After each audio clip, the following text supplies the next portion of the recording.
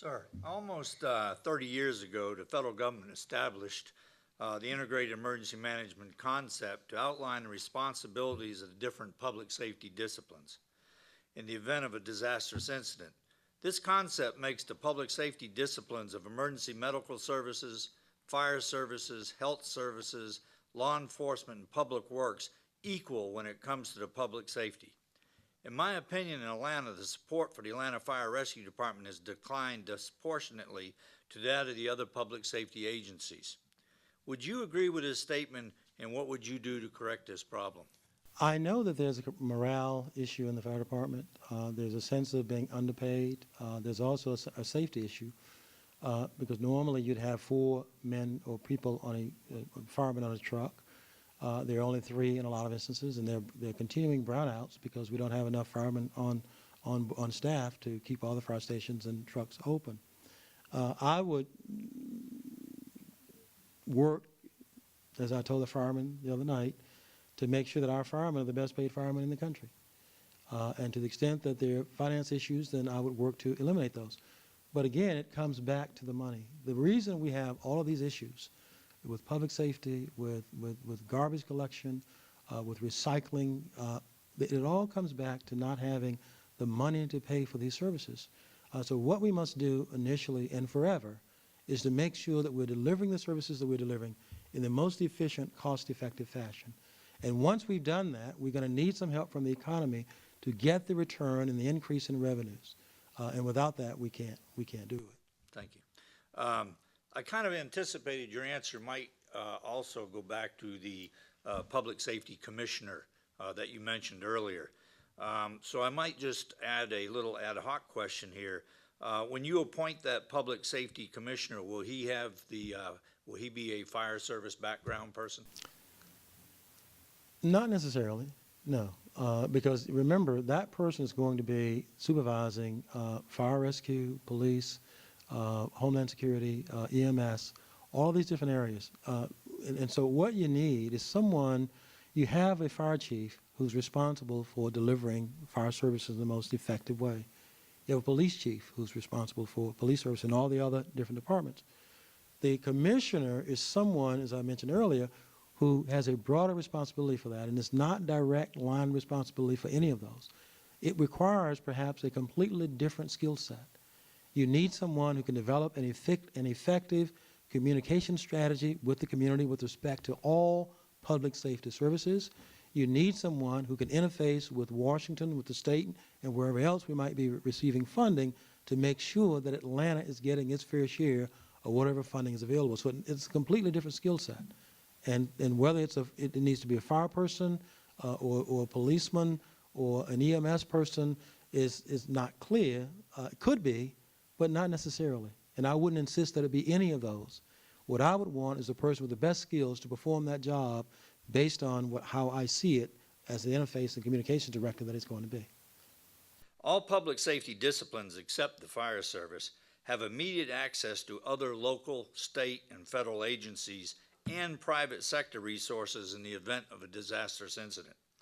However, for many of the fire service core responsibilities, in the hot zone there are no external agencies capable of providing immediate support. To clarify that just a little bit more, I would say that in almost all disastrous incidents that occur, if they're police orientated, you have several different police jurisdictions in the Atlanta area at any given time. If it is a emergency medical, you have many ambulance services and EMS first responders available at any given time. If it's public works, you have private contractors as well as state and federal agencies. But in the fire service, given a specific type of incident, high-rise fire, MARTA train derailment underground, there is nobody that can do that and work in that hot zone than those people who have the breathing apparatus, the protective clothing, the ladders, the ropes, the extrication equipment. And in that regard, despite this, staffing in the Atlanta Fire Rescue Department has been reduced approximately 40% in the last 15 years. What are your thoughts on staffing, training, morale, response time, and equipment when you think about this? My vision for Atlanta is that it will be able to afford both its most basic needs as well as the grandest designs of its present and its future. And what that means for me is it goes back to the finances again. The reason we have these problems is that we don't have the money. So what we must do is make sure that we're delivering the basic services that we're delivering in the most efficient, cost-effective fashion possible. We must make sure that the ratepayers and the taxpayers, the residents of this city, are getting good value for their money. And so my first priority as mayor of this city, my number one commitment is to make sure that we can afford to have the number of firemen and the equipment that we need to address the issues as they arise. In the 60s, we responded to alarms on all engine and truck companies with a minimum of 4 firefighters per unit, and we answered 15,000 alarms.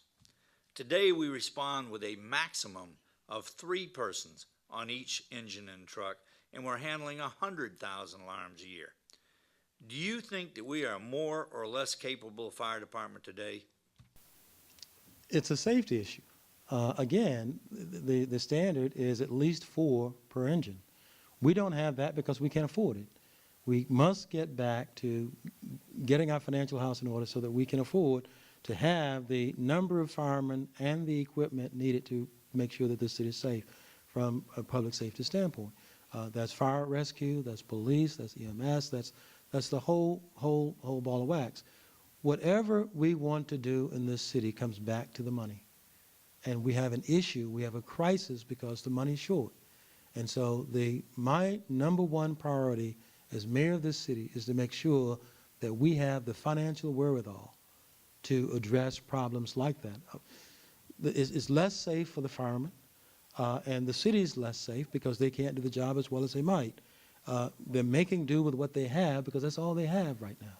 And so my commitment is to make sure that we have what we need to get the job done in the way that it ought to be done. In my experience, firefighters are some of the most dedicated workers in our society. It is common practice for them to come to work early, to stay late, to attend training on their off time, to buy some of their own personal and special equipment, risk their lives to accomplish the mission at hand, and to respond to large incidents when they're off duty without being requested. Do you agree with that? I have no basis for disagreeing, and I know that public safety officials are committed to their job, and everyone to whom I've spoken about this in the fire department, they do it because they love what they do. They are dedicated professionals. They do their job above and beyond the call of duty. They'll put their lives at risk for us every time they're called upon to do that. It takes a special kind of person to do that. And so, yes, I agree with that statement. And I think that we ought to be, I know, we ought to be supporting them to the fullest extent possible to make sure that they can do their job with the least bit of risk to themselves in the process. As a general rule, when you look at fire service delivery system, first of all, it's very important to have a very good mission statement that covers what they do.